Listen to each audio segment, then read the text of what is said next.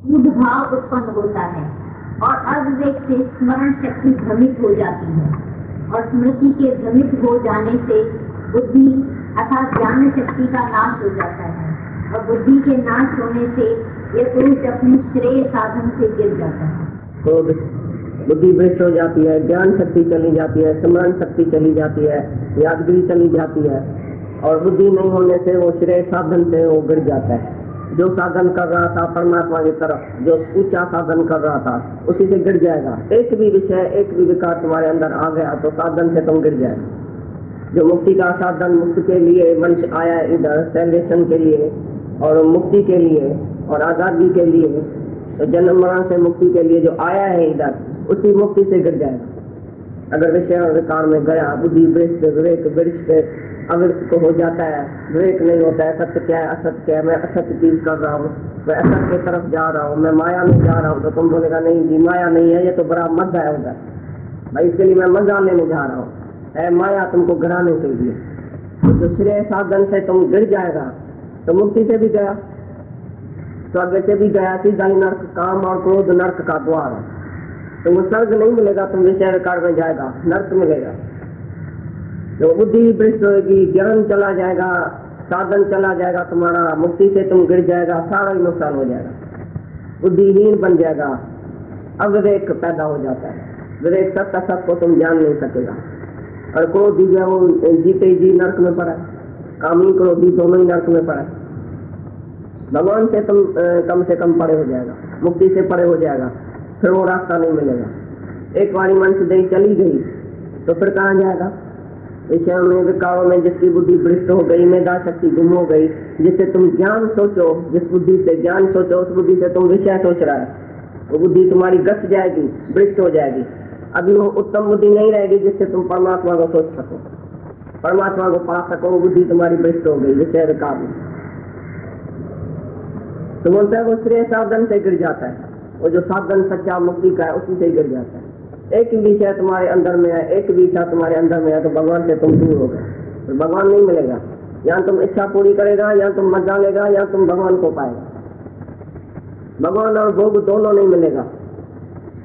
एक तरफ तुम परमात्मा को प्यार करते हैं, भगवान को प्यार करते हैं, दूसरे तरफ विषय विकार सोचते हैं, तो दोनों जो है वो अंदर जाके घुटन पैदा करेगा। इसके लिए एक तरफ हो जाओ, या तो जाके मजा लियो, या तो भगवान के तरफ आ जाओ। एक तरफ होगा तो तुम्हारी बुद्धि शांत हो जाएगी, तुम्हारे वो समाधि लग जाएगी। जब एक तरफ तुम्हारा मन जो है वो चला जाएगा, या आत्मा में चला जाए या तो विषय विकार में चला जाए। विषय विकार में बुद्धि भटकेगी, मन भटकेगा, और आत्मा में मन शांत हो जाएगा, शांति आ जाएगी, स्थिरता आ जाएगी और समाधि लग जाएगी। जब किसी में भी मन नहीं है तभी समाधि है।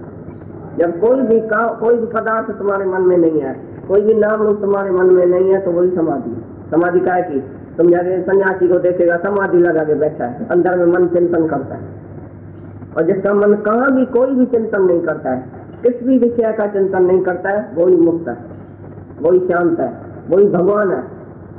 उसका मन भगवान में लीन हो गया, जिसका मन बाहर कहाँ भी नहीं। और तुम्हारा मन बाहर भटकता है तो अंदर नहीं आता है। एक बारी किसी लड़के को बाहर जाओ धक्का खाने के लिए भेजो, देखो अंदर घर में रहता है, वो घड़ी घड़ी जाएगा बाहर। नहीं मैं दोस्तों के साथ जाता हूँ, मैं सिनेमा में जाता हूँ, मैं गोली रंद करता हूँ, मैं रास्ते में भटकता हूँ। एक बारी किसी बच्चे को बाहर का धक्का खिलाने भेजो, फिर वो बच्चा घर नहीं करेगा। किसी का भी पाँव बाहर निकला फिर वापस नहीं आएगा घर में, आदत पड़ जाएगी बाहर निकलने की। ऐसी तरह से इसी मन को भी आदत डाली बाहर निकलने की, तो फिर वो वापस घर में बहुत तकलीफ से आएगी। अपने घर में आने के लिए बहुत उसको तकलीफ होगी, वापस अपने घर में बैठेगा, घुटेगा, बाहर जाऊं, इधर जाऊं, उधर जाऊं, ऐसा बोलेगा, क्योंकि बाहर उसको भेजा गया। और जो अपने घर में ही आदत ही हो गया बैठने का, उसको बाहर भेजो तो जाएगा ही नहीं, बोलेगा नहीं मैं अपने घर में ही बैठा हूँ। जैसी आदत डालो मन को तैसी पड़ जाएगी। तुम्हारे मन ने भी गलियां मलियां घूमी है, बाहर धक्का खाया है, तो वापस आत्मा में आता ही नहीं, अपने घर में आता ही नहीं। इसके लिए इतनी तकलीफ हो रही है क्योंकि आदत पड़ गई, पड़ी आदत पुरानी न बातों से बदलती है। कितनी भी बात करो, आदत जो एक बारी चली गई तुम्हारी, पड़ गई तुम्हारे अंदर, विषय का रस आ गया अंदर, वो रस जाता ही नहीं। फिर कितना भी तुम आत्मा की बात करो, आत्मा में टिको, तो फिर मन बोलेगा नहीं बाहर चलो, नहीं उधर चलो, नहीं उधर धक्का खाने चलो। ऐसा मन तुम्हारे को भटकाएगा। इच्छा घुमाती है गली गली, गली गली में जो आदमी भटक रहा है वो इच्छा की वजह से, सुबह से रात तक जो भटक रहा है दुनिया में, सो इच्छा की वजह से। कहाँ भी तुम जाता है इच्छा की वजह से। केवल सत्संग में आता है तो तुम निरीच्छा हो जाएगा, बाकी ये सत्संग के समय कहाँ भी तुम गया तो इच्छा की वजह से जाता है। उठता है, बैठता है, खाता है, किससे बोलता है, इच्छा की वजह से। किसको टच करता है, इच्छा की वजह से। सब तुम्हारे अंदर इच्छा पड़ी है। नहीं तो चुप करके बैठ के दिखाओ 24 घंटा, नहीं कहाँ देखो, नहीं कहाँ बोलो, नहीं कहाँ देखो, नहीं कहाँ कुछ बोलो। सारे दिन में जो तुम्हारे इंद्रियों का रस अंदर पड़ा है, रस को रोके इसी आत्म रस में आ जाओ। तो बोलता है गुरु हमारे को गुप्ता है, इधर भी नहीं देखो, इधर भी नहीं खाओ, इधर भी नहीं बोलो। तो ये भगवान क्या बोलता है गीता में, वो तो तुमको घुट के मारता है। तो मेरे परायण हो जाओ, नहीं तो तुम्हारी बुद्धि भ्रष्ट हो जाएगी, श्रेय साधन से गिर जाएगा।